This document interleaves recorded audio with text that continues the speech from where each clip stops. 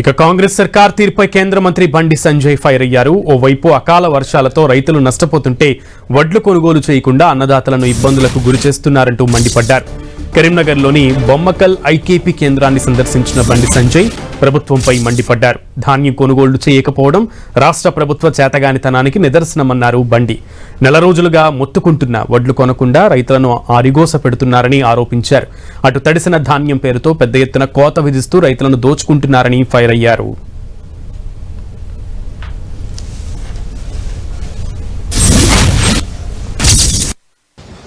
తాడిపత్రి ఉడకపోయినాయి, కవర్లు ఉడకపోయినాయి, వర్షం పడ్డది, ధాన్యం మొత్తం తడిసింది. ధాన్యం తడవక ముందే ఇవాళ క్వింటాల్కు దాదాపు 8 నుంచి 10 కిలోలు కట్ చేస్తున్నారు. ఇప్పుడు ఏం చేస్తారు? మొలకలు వచ్చినాయి, తడి ఉంది, తేమ ఉంది అని చెప్పి ఇప్పుడు ఎంత కట్ చేస్తారు? ఇక ప్రభుత్వాలు మీది మాత్రం పండించిన ప్రతి గింజ కొంటామంటారు.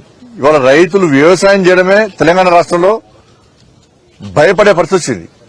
వ్యవసాయం చేయడమే గత ప్రభుత్వం కూడా బీఆర్ఎస్ పార్టీ ప్రభుత్వంలో ఆ 10 సంవత్సరాల కాల వ్యవధిలో ఒక్కసారి ఒక్క రైతుకు కనీసం నష్టపరిహారం ఇచ్చిన దాఖలాలు లేవు. ఆ ప్రభుత్వం మోసం చేసిందని చెప్పి రైతు అందరూ ఈ ప్రభుత్వానికి అవకాశం ఇస్తే పేనులకు పోయినటువంటి పరిస్థితి. ఈ ప్రభుత్వం ఇంకా నిర్లక్ష్యం. రైతు భరోసా ఇవన్నీ ఫస్ట్ ధాన్యం కొనండి, పండించిన ధాన్యం కొనండి.